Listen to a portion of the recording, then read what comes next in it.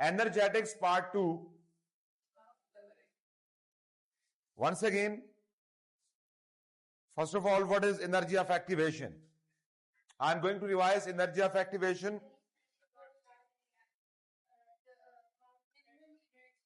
Amount of energy or minimum amount of energy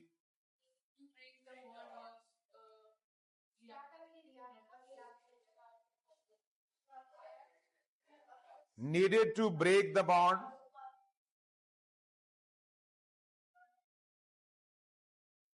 of reactants.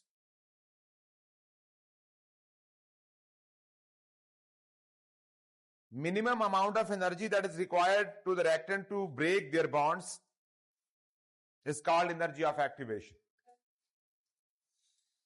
Why it is necessary to check the energy of activation?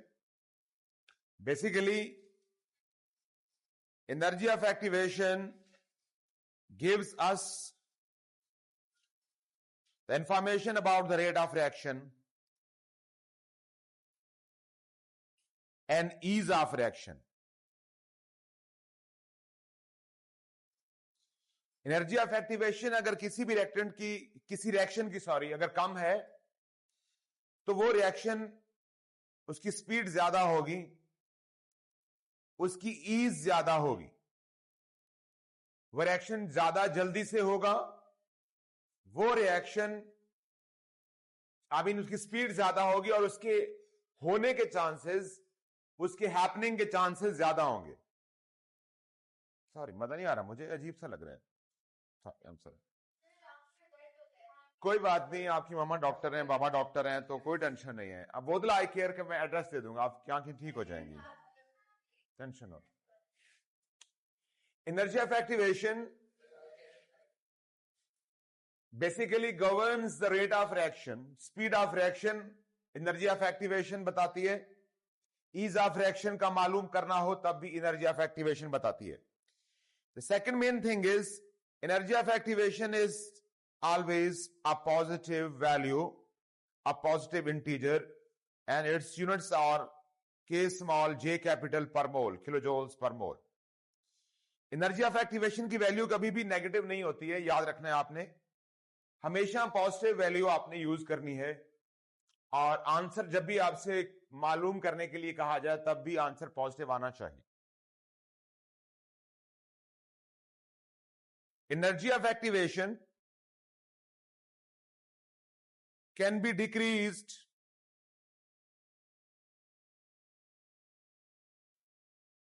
by using catalyst only.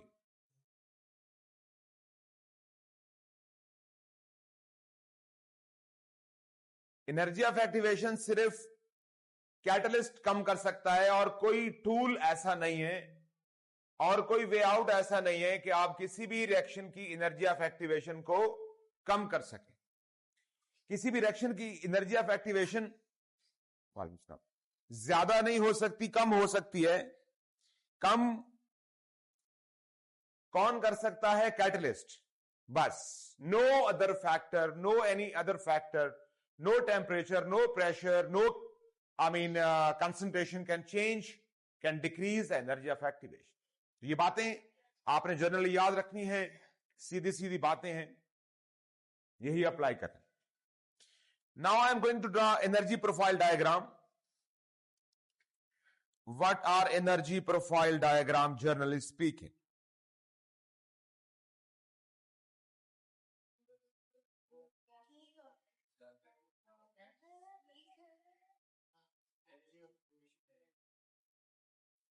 Energy profile diagram. Yes, यानी कुछ अच्छा अच्छा लिखा जाए. दो किस्म की diagrams होती हैं, one for endothermic, other for exothermic. पहली तो बात यह कि diagram mean it's a graph. Basically ये वाई एक्सिस है और ये एक्स एक्सिस है. वाई एक्सिस के ऊपर हम एंथैल्पी लेते हैं और एक्स एक्सिस पर हम रिएक्शन पाथवे लिखते हैं।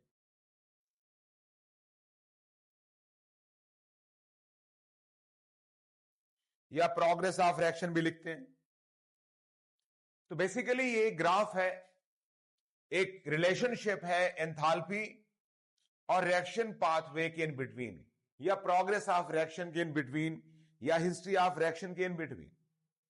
जैसे जैसे रिएक्शन प्रोसीड करता है तो उसकी एंथैल्पी कैसे चेंज होती है, ये है एनर्जी प्रोफाइल डायग्राम का मतलब। मैं सपोज वैल्यूज ले रहा हूं, लेट्स सपोज यहां पर 0 0, यहां पर मैं 20 ले रहा हूं, 30, 40, 50, 60 and 70. I have taken supposed value of enthalpy of a reaction, और मैं इसके ऊपर एक रिएक्शन को मॉनिटर करूंगा, चेक करूंगा। जो रिएक्शन एक हाइपोथेटिकल रिएक्शन, एक रिएक्शन हो रहा है, उसके रिएक्टेंट की एंथैल्पी क्या है, वो कैसे कैसे मूव करता है, उसकी हिस्ट्री क्या है, and so on. For example, here is a reaction that is CH4 plus oxygen goes to CO2 plus H2O.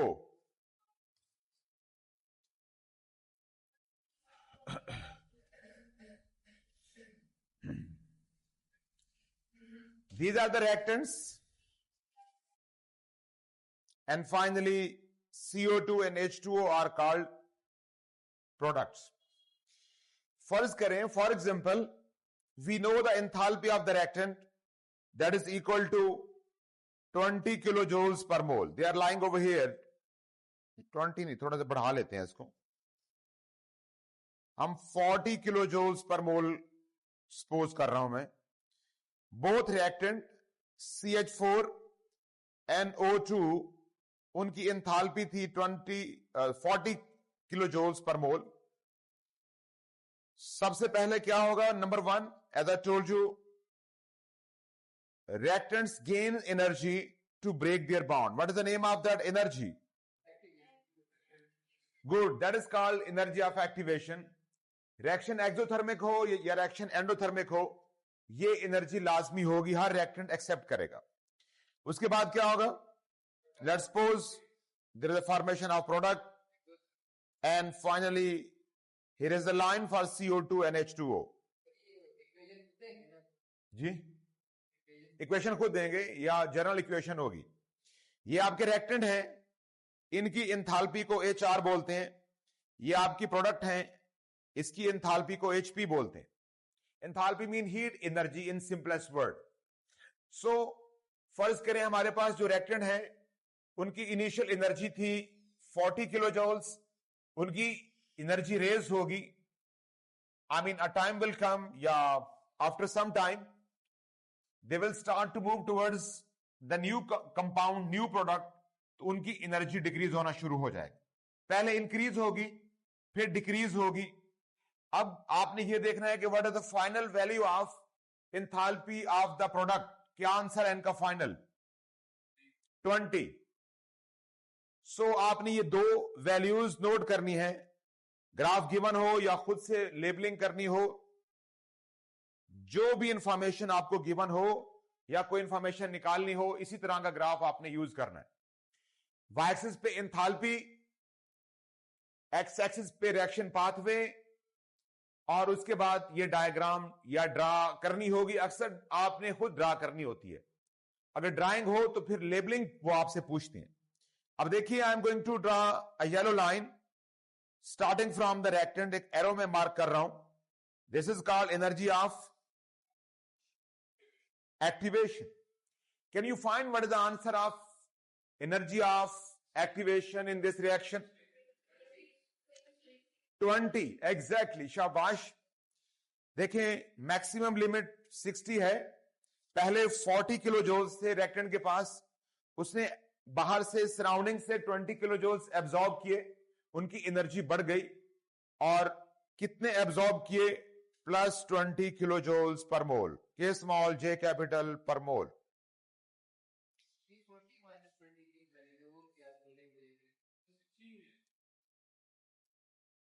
Reactant के पास पहले कितनी एंथैल्पी, कितनी हीट एनर्जी थी? 40। अब बढ़ के कितनी हो गई? 60। अयान मसूद, आप क्या दिखा रहे हैं भाई को? इधर देखो कितना जंप आया है, यहां पर कितना इंक्रीज हुआ है? +20 का। ये हमेशा इंक्रीज होगा। ये एरो हमेशा अपवर्ड लगाना है आपने। The arrow of energy of activation is basically drawn upward. राउ दरा राइट। ये एरो हमेशा ऊपर लगाना है एनर्जी ऑफ एक्टिवेशन का, और हमेशा इसका आंसर पॉजिटिव आना है। याद रखिए इस बात को। कोई भी रिएक्शन हो, फॉरवर्ड हो, बैकवर्ड हो, एंडो हो, एक्सो हो, जो भी हो।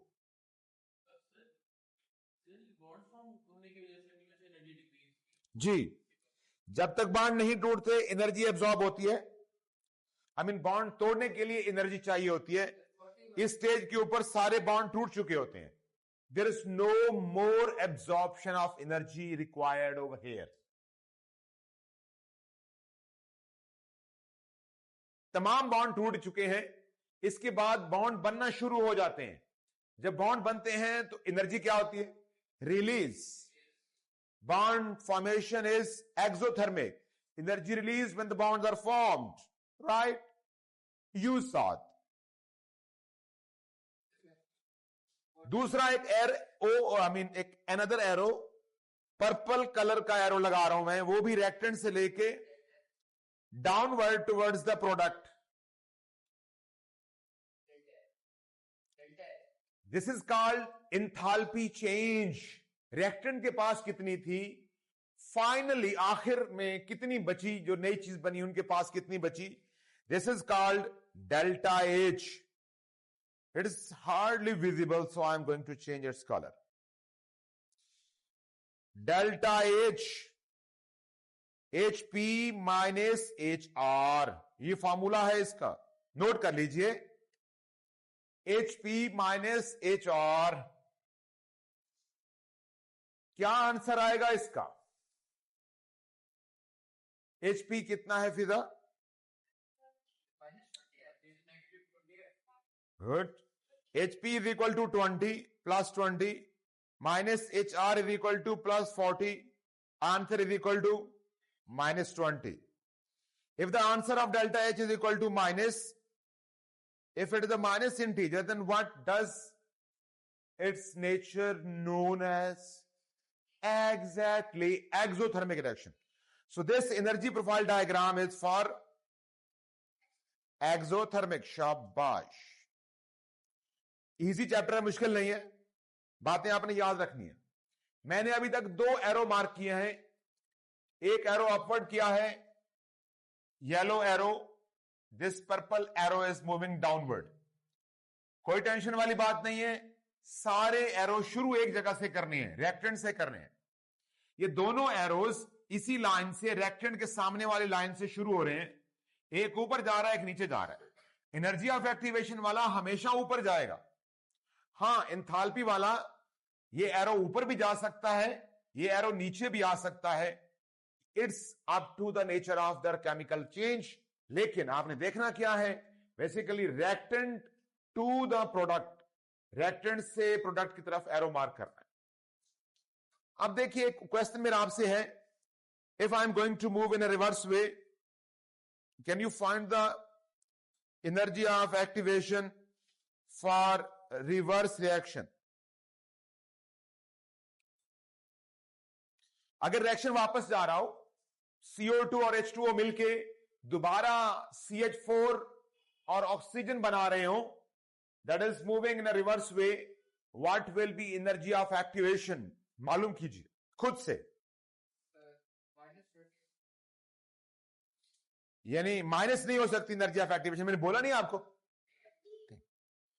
यहां से जाते हुए यहां पर, so what is the energy of activation in a reverse वे? पहले एरो लगाते हैं। अब आपके ये रिएक्टेंट है, तो यहां से लेके टॉप ये एरो लगेगा ऊपर। This one is the reverse energy of activation. What is it's value? Exactly जिसने भी बोला +40 ठीक बोला। रिवर्स जाइए, अब आपके रिएक्टेंट रिवर्स हो गए हैं। जो पहले आपके पास प्रोडक्ट था वो बन गया reactant. I am going to mark this yellow arrow, that is energy of activation of reverse reaction. इसका आंसर क्या है? 20 से शुरू हो रहा है till 60, 40 +40, energy of activation is always positive integer. तो रिवर्स रिएक्शन की एनर्जी ऑफ एक्टिवेशन 40 है। इसी तरह एनर्जी ऑफ एक्टिवेशन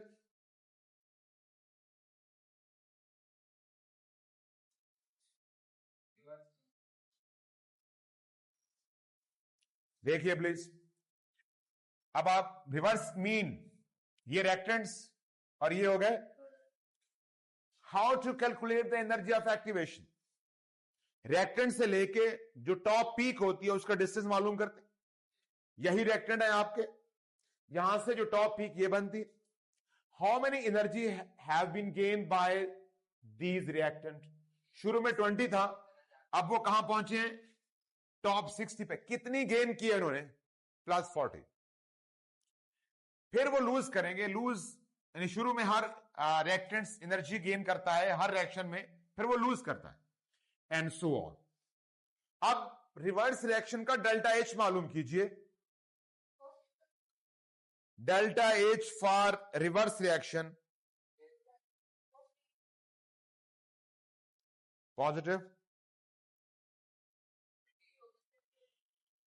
ये नंबर सेम होगा, पहले वाले का डेल्टा एच था -20, अब वाले का होगा +20, सिर्फ सिंबल बदल जाएगा।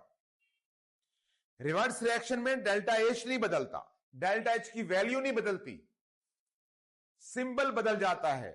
अगर पहले -20 था, रिवर्स का +20, उसी को रिवर्स कर दो। अगर आपको मालूम है, पता है तो इजी।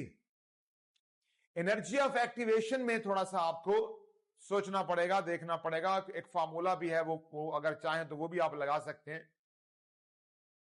Got it? यहां तक कुछ पूछना चाहें? आयान, एजाज, मसूद।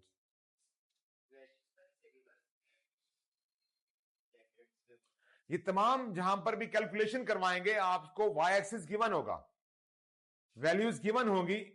आपने वाई एक्सिस से रिएक्टेंट्स और प्रोडक्ट दोनों को चेक करना है और आपने उसी से वैल्यूज कैलकुलेट करके बतानी है। One of the most ऑफनली asked question in this chapter is this one. अक्सर एंथैल्पी डायग्राम की लेबलिंग पूछते हैं, अक्सर 3 मार्क के लिए। यहां एंथैल्पी, यहां रिएक्शन पाथवे, रिएक्टेंट कहां लगाने हैं, प्रोडक्ट कहां लगाने हैं, एनर्जी ऑफ एक्टिवेशन मार्क करो, डेल्टा एच की तरह उसका एरो पुट करो, and sometime they are asking to find the answer of delta H. उसका वैल्यू निकालो, उसकी ई ए की वैल्यू निकालो। सिंपल, यही कुछ क्वेश्चन है और कुछ नहीं पूछेंगे आप। Got it?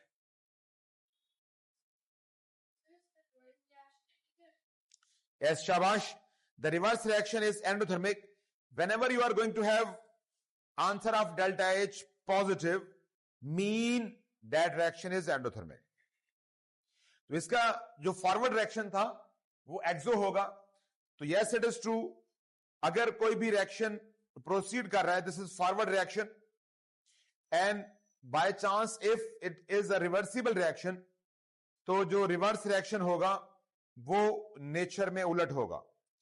If this is exo, then the reverse will be endo. Yes, it is true. Exo endo reactions, अगर रिवर्सिबल रिएक्शन है, if the reaction is moving in 2 side, तो आपस में नेचर उलट जाएगी। अगर फॉरवर्ड एक्सो है तो ऑटोमेटिकली रिवर्स क्या होगा? Endo. Yes, it is true. अब एक और डायग्राम ड्रा करते हैं, कोशिश करते हैं इधर। जी, यहां तक कुछ चीज समझ ना आई हो, कुछ पूछना चाहें प्लीज बताइए।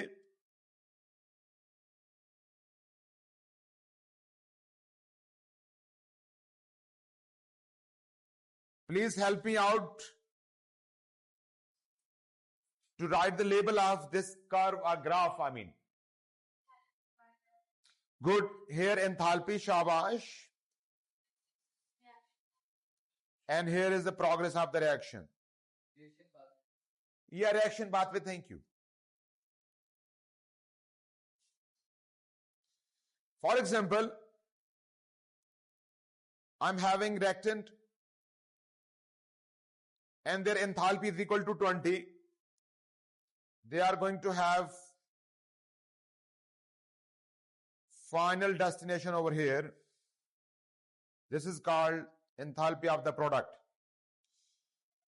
First of all, can you mark the energy of activation?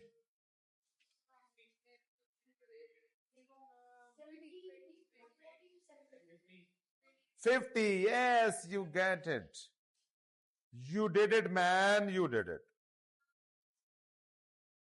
So 20 and almost roughly 70. This is called energy of activation for forward reaction. That is equal to plus 50. Exactly. What is enthalpy change of this reaction? Plus minus बोलेंगे आप साथ. Plus 20 exactly.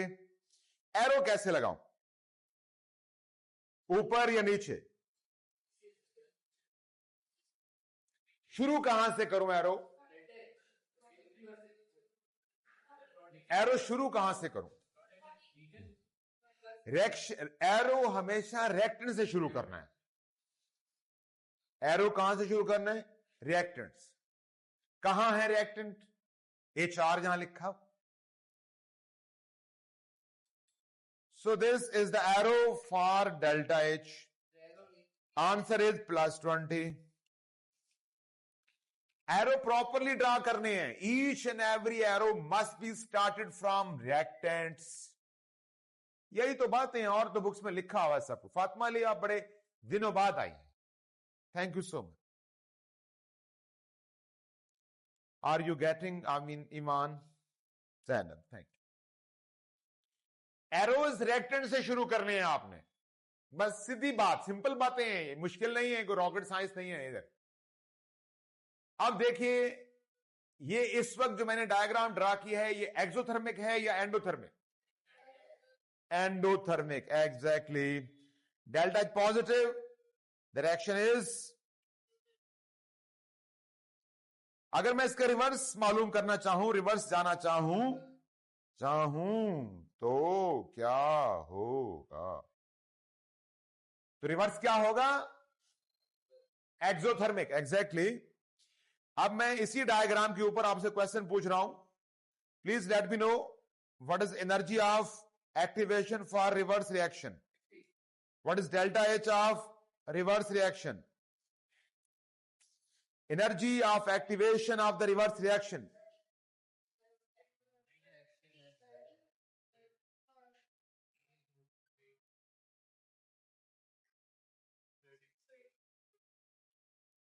Plus 30. Energy of activation कभी negative नहीं होती है.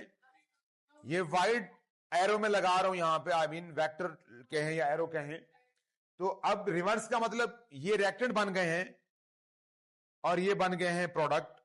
तो वापस अगर आप जाएंगे तो इतनी एनर्जी चाहिए उस हम्प से गुजरने के लिए, उस पीक को जो है वो क्रॉस करने के लिए.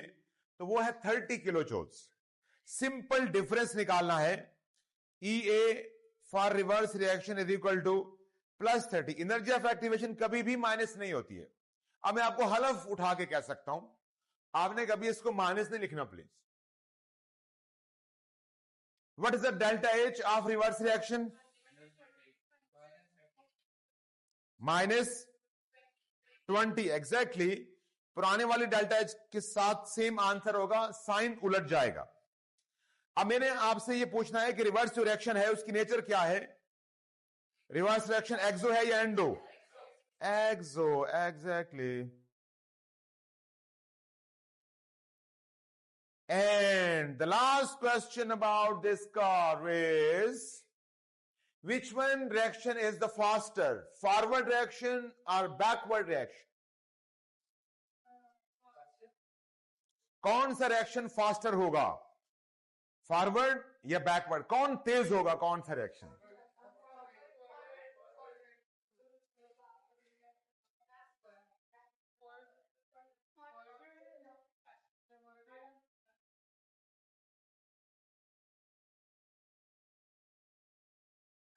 किसकी एनर्जी ऑफ एक्टिवेशन कम है, फॉरवर्ड की या बैकवर्ड की? वो स्पीडी होगा, वो जल्दी होगा, उसकी रेट, उसका स्पीड ज्यादा हो। मैंने जैसे बोला है शुरू में, energy of activation tells us the speed of reaction and ease of the reaction, and basically energy of activation is reciprocal to the rate और ईज। जितनी एनर्जी ऑफ एक्टिवेशन कम होगी उतनी स्पीड या ईज ज्यादा होगी रिएक्शन की। ये बातें आपने याद रखनी है, भूलनी नहीं है। वो एक्सोथर्मिक वाला फास्ट होता है यूजुअली, जनरली, वो बैकवर्ड हो या फॉरवर्ड हो। जिसकी एनर्जी ऑफ एक्टिवेशन कम होगी वो उस रिएक्शन की स्पीड ज्यादा होगी। जी अभी backward.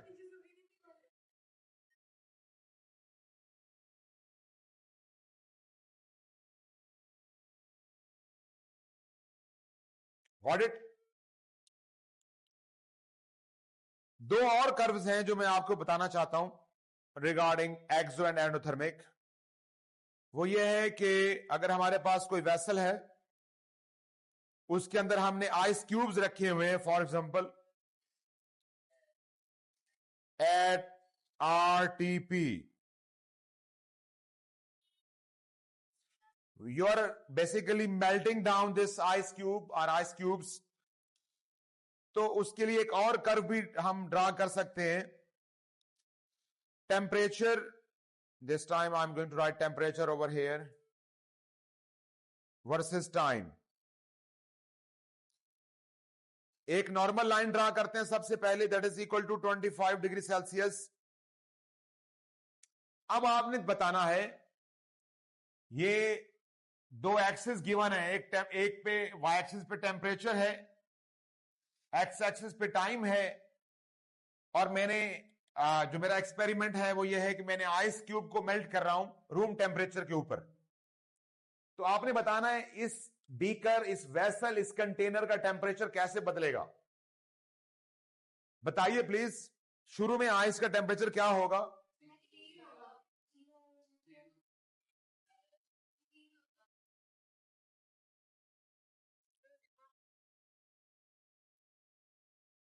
Let's suppose 0 degree Celsius. फिर क्या होगा?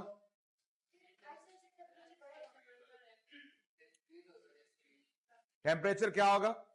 इंक्रीज।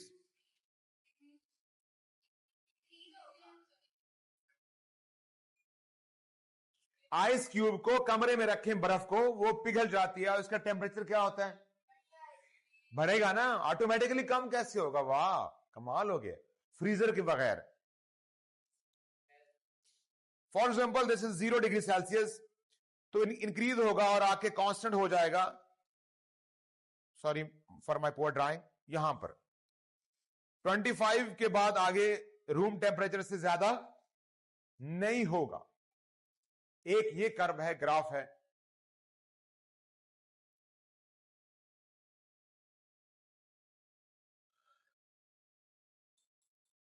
इस तरह का कोई भी ग्राफ, टिपिकल कर्व ग्राफ आपसे पूछ सकते हैं।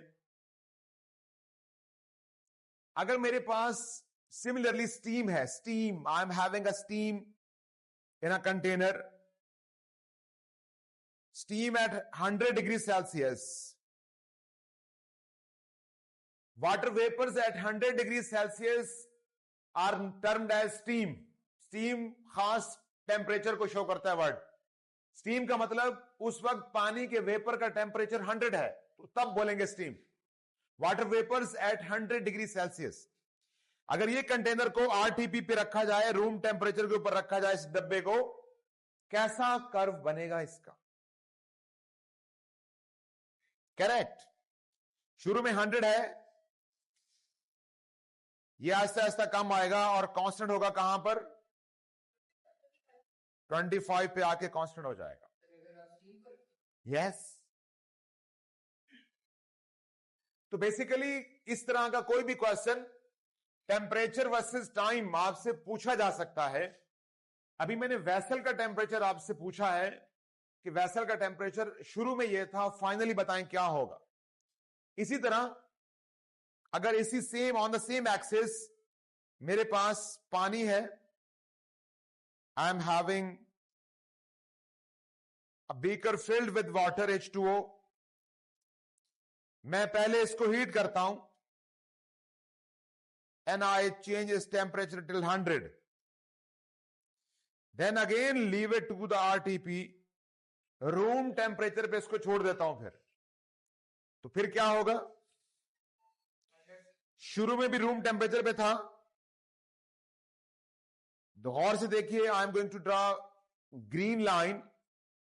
शुरू में 25 था, बढ़ा, फिर दोबारा वापस 25 हो गया, 100 तक गया टेम्परेचर। इस तरह की हिस्ट्री कोई भी आपसे पूछी जा सकती है। शुरू में मेरे पास पानी था लिक्विड, मैंने उसको हीट किया, 100 डिग्री सेल्सियस पे चला गया ये पानी, उसके बाद दोबारा उसको कूल किया। तो जनरली स्पीकिंग ये एक हिस्ट्री है with the time how the temperature is going to change itself. ये एक कर्व ग्राफ किसी रिएक्शन के लिए भी आपसे पूछा जा सकता है। आप इस कर्व से भी बता सकते हैं कौन सा रिएक्शन, कौन सी चेंज एक्सोथर्मिक है और कौन सी चेंज एंडोथर्मिक है। इनिशियली जो आपके पास एक्सपेरिमेंट है, अगर आप खुद से कोई एक्सपेरिमेंट कर रहे हैं, केमिकल चेंज लेके आ रहे हैं, तो वहां पर हम अप्लाई करते हैं। ये हम कल पढ़ेंगे, लेकिन जनरल स्पीकिंग अभी मैंने आपको ये कर्व्स पढ़ाए हैं और ये दूसरी टाइप का कर्व, ये ग्राफ पढ़ाया है, जनरल कर्व। लेकिन एक बात फिर भी याद रखेंगे आप कि डेल्टा टी का आंसर से डेल्टा एच कैसे मालूम करते हैं। अगर डेल्टा टी का आंसर पॉजिटिव हो तो उस वक्त आपका रिएक्शन एक्सोथर्मिक होगा और डेल्टा एच का आंसर नेगेटिव होगा। डेल्टा टी पॉजिटिव तो डेल्टा एच का आंसर विल बी नेगेटिव, उलट होगा, रिवर्स होगा। डेल्टा टी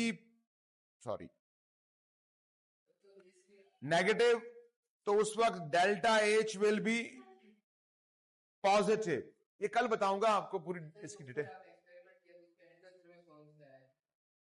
उसमें अगर आपने जो फिजिकल चेंज देखी है, ये व्हाइट लाइन एंडोथर्मिक है, येलो लाइन एक्सोथर्मिक है। This is exo, this is endo. Thank you so much, see you tomorrow इंशाल्लाह।